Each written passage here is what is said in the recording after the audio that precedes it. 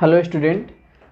तो कल हम लोग एग्रोनॉमी बूस्टर का फर्स्ट लेक्चर लिए हुए थे, जिसमें हम लोग एग्रोनॉमी के बेसिक कॉन्सेप्ट को जाने थे, साथ ही साथ एग्रीकल्चर क्या होता है ये भी जाने थे, और उसके जितने भी बेसिक कॉन्सेप्ट था उसके बारे में हम लोग कल डील किए हुए थे। कल की क्लास में जिस समय उसके बेसिक प्रिंसिपल्स को हम लोग पढ़ रहे थे एग्रोनॉमी के, उसमें एक कॉन्सेप्ट आया हुआ था क्रॉपिंग सिस्टम का। ठीक है, आज हम लोग ये जान लेते हैं कि क्रॉपिंग सिस्टम होता क्या है। ठीक है, क्रॉपिंग सिस्टम जो होता है ये क्रॉपिंग पैटर्न जो होता है, क्रॉपिंग पैटर्न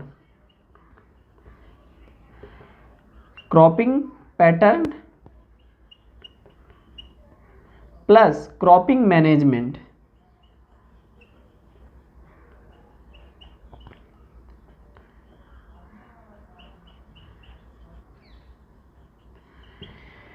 क्रॉपिंग पैटर्न जो होता है, क्रॉपिंग सिस्टम जो होता है, cropping pattern plus cropping management का कॉम्बिनेशन होता है। ठीक है, ये क्रॉपिंग पैटर्न क्या होता है? क्रॉपिंग पैटर्न जैसे कि हम लोग एक 1 ईयर में जैसे क्रॉप को ग्रो कर रहे हैं, वो कौन कौन सा क्रॉपिंग पैटर्न का, जैसे राइस वीट, ये क्या क्या चीज़ कैसे कैसे हम लोग लगा रहे हैं, वो होता है क्रॉपिंग पैटर्न।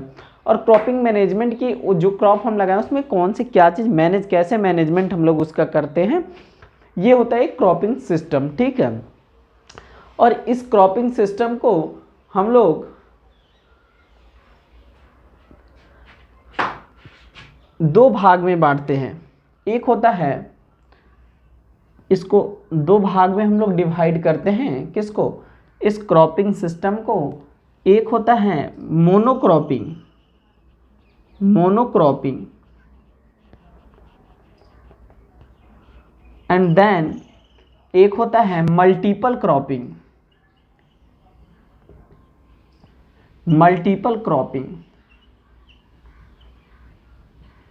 ठीक है, कल जो टर्म यूज किया गया था basic principles of crop production का, जिसमें हम प्रिंसिपल बता रहे थे, उसमें ये टर्मिनोलॉजी आया था मल्टीपल क्रॉपिंग का। ठीक है, मल्टीपल क्रॉपिंग क्या होता है? जिस फील्ड पे एक साल में एक से ज़्यादा क्रॉप को जो हम लोग ग्रो कराते हैं वो होता है हमारा कौन सी? Multiple cropping. ठीक है, और मोनोक्रॉपिंग जो होता है सिंगल क्रॉप को ही ग्रो कराते हैं एक ईयर में। हम अपने फील्ड पे कल्टीवेशन करते हैं, मैंने cultivation of single type of crop on a field in a year, that is called monocropping. ठीक है, मोनोक्रॉपिंग में जो क्रॉपिंग इंटेंसिटी जो होता है वो 100% होता है। क्रॉपिंग इंटेंसिटी जो होता है वो 100% होता है मोनोक्रॉपिंग में। अब थोड़ी सी बात कर लेते हैं हम लोग, क्योंकि एक टर्म आ गया मेरा क्रॉपिंग इंटेंसिटी। तो ये क्रॉपिंग इंटेंसिटी है क्या? अब इसके बारे में थोड़ा सा हम लोग चर्चा कर लेते हैं क्रॉपिंग इंटेंसिटी के बारे में। ठीक है, अब एक चीज़ बताते हैं, इसमें एक और कंसेप्ट जो हमने मल्टीपल क्रॉपिंग में, हम लोग मोनोक्रॉपिंग और मल्टीपल क्रॉपिंग जाने। मल्टीपल क्रॉपिंग में एक चीज़ और आता है मेरा इंटरक्रॉपिंग। मल्टीपल क्रॉपिंग का ही टाइप्स में हम लोग पढ़ते हैं। इंटरक्रॉपिंग में क्या चीज़ करते हैं? मतलब कि growing cultivation of more than 1 crops, मतलब एक से ज़्यादा क्रॉप्स को हमने एक साथ ग्रो कराते हैं इंटरक्रॉपिंग में। इसमें क्या चीज़ मेंटेन करते हैं हम? किस चीज़ को? प्रॉपर स्पेसिंग यानी प्लांट टू प्लांट और रो टू रो जो होता है स्पेसिंग को हम लोग मेंटेन करते हैं इसमें। किस में? इंटरक्रॉपिंग में। ठीक है, और एक से ज़्यादा क्रॉप्स को एक साथ हम लोग ग्रो कराते हैं, जैसे कि कल्टीवेशन करते हैं उसका। जैसे कि इसमें वीट और mustard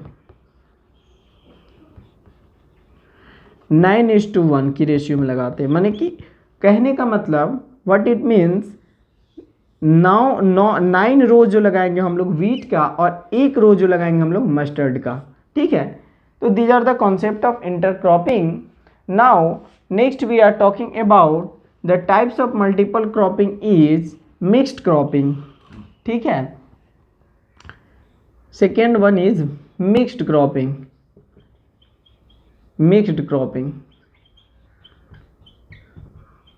What is this? What is mixed cropping? Means cultivation of 2 or more crops without maintaining the proper spacing, that is called mixed cropping। कहने का मतलब कि जैसे कोई दो से अधिक, एक से ज़्यादा क्रॉप्स को एक साथ ग्रो कराते हैं या कल्टीवेशन करते हैं बिना उसमें, without the maintaining the proper spacing and plant to plant distance और रोड टू रोड डिस्टेंस जो होता है, बिना मेंटेन किए हुए जिसमें हम लोग क्रॉप को ग्रो कराते हैं, वो क्या चीज़ होता है? मिक्स्ड क्रॉपिंग होता है। इसमें जो सीड की रिक्वायरमेंट होता है वो ज़्यादा लगता है, ठीक है। इसमें हम लोग जो मेथड ऑफ सोइंग यूज़ करते हैं मिक्स्ड क्रॉपिंग में, वो करते हैं ब्रॉडकास्टिंग मेथड, ठीक है। अब एक आता है रिले क्रॉपिंग, वो भी मल्टीपल क्रॉपिंग का ही एक टाइप्स है, रिले क्रॉपिंग।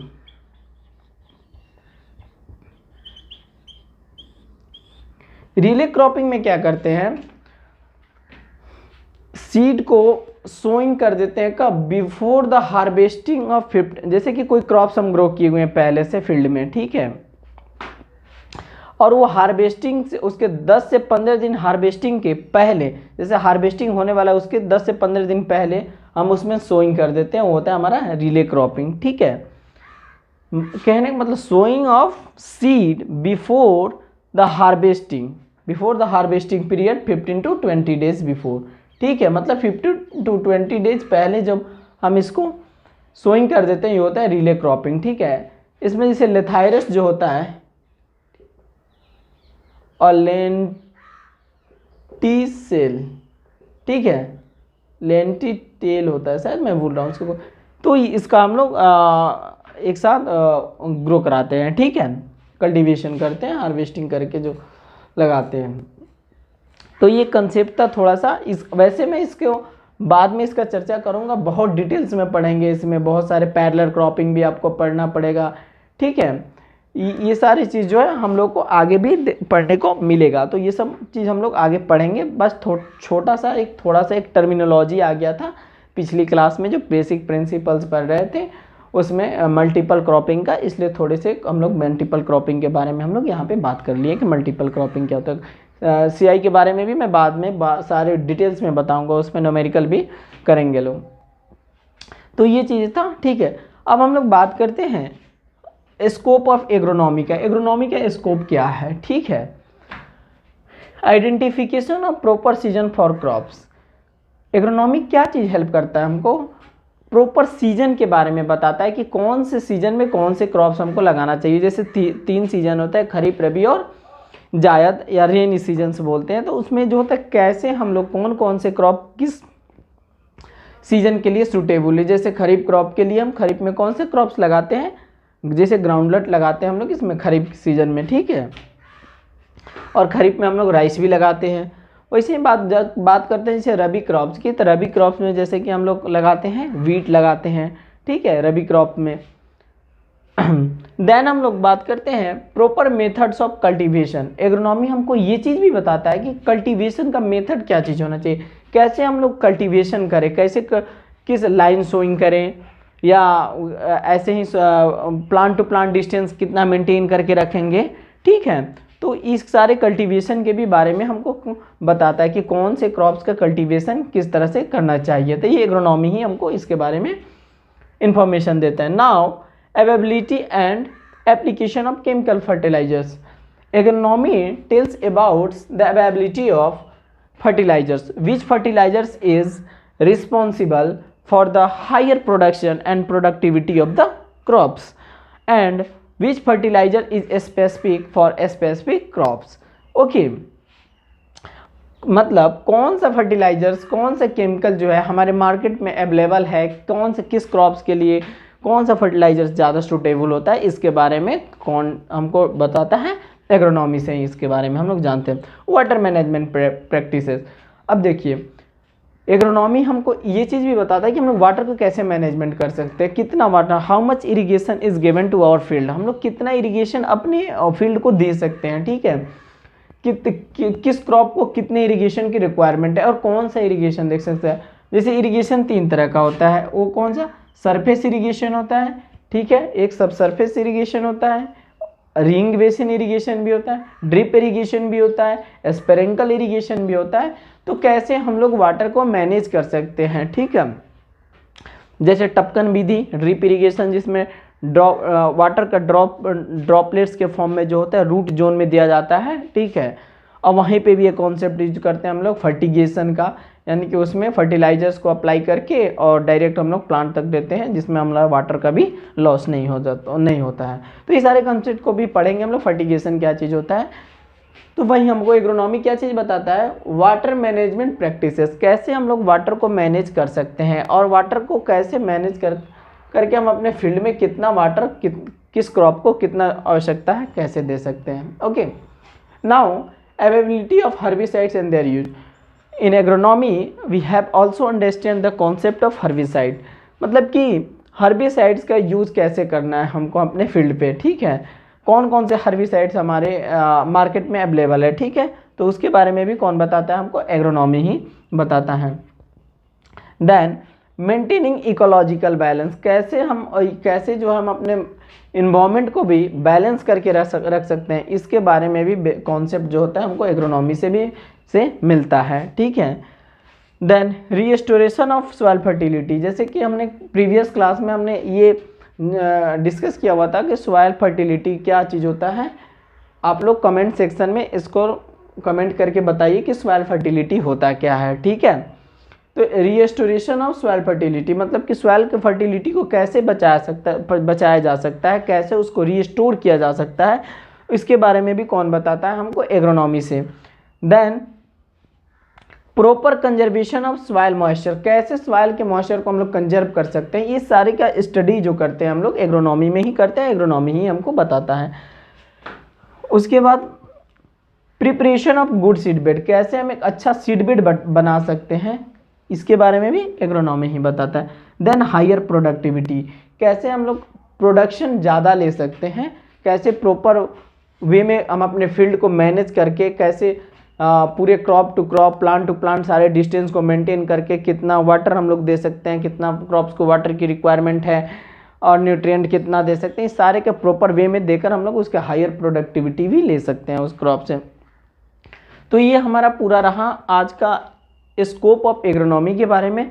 अब ये सारे का हम लोग एक टॉपिक बाय टॉपिक भी हम लोग डिस्कस करेंगे, जो टॉपिक और सब टॉपिक्स हमारे सिलेबस के अंदर जो दिया हुआ है, जैसे हर्बिसाइड्स क्या चीज़ होता है, फर्टिलिटी क्या चीज़ होता है, इस सारे का हम लोग कल्टीवेशन क्या चीज़ होता है, टिलेज क्या चीज़ होता है, इन सारी चीज़ों को हम लोग जैसे जैसे टॉपिक बाय टॉपिक आते जाएगा वैसे वैसे हम लोग पढ़ेंगे। तो आपका ये जो क्लास था, आपका बेसिक इंट्रोडक्शन अब एग्रोनॉमी का ख़त्म होता है। कल से हम लोग सिलेबस की तरफ मूव ऑन करेंगे। आपका एक यूनिट ख़त्म हो चुका है, जिसमें introduction of agronomy and importance of scope of agronomy जो पढ़ना है, एक ये ख़त्म हो चुका है। साथ में कुछ बेसिक कॉन्सेप्ट पे हम लोग जान चुके हैं। देन अब नेक्स्ट क्लास में हम लोग नेक्स्ट टॉपिक की बात करेंगे। आज एक चीज़ और हम आप लोग को बता दें, कॉन्सेप्ट ऑफ क्रॉपिंग इंटेंसिटी, ठीक है। क्रॉपिंग इंटेंसिटी, क्योंकि हम बताए हैं मोनोक्रॉपिंग में जो क्रॉपिंग इंटेंसिटी जो होता है क्रॉप्स का, वो 100% होता है। तो हमको ये जानना जरूरी है कि क्रॉपिंग इंटेंसिटी होता क्या है, ठीक है। क्रॉपिंग इंटेंसिटी निकालने का फॉर्मूला होता है total cropping area, total cropping area by net cultivated area, net cultivated area into 100। क्या होता है क्रॉपिंग इंटेंसिटी निकालने का formula, total cropping area by net cultivated area into 100, ठीक है।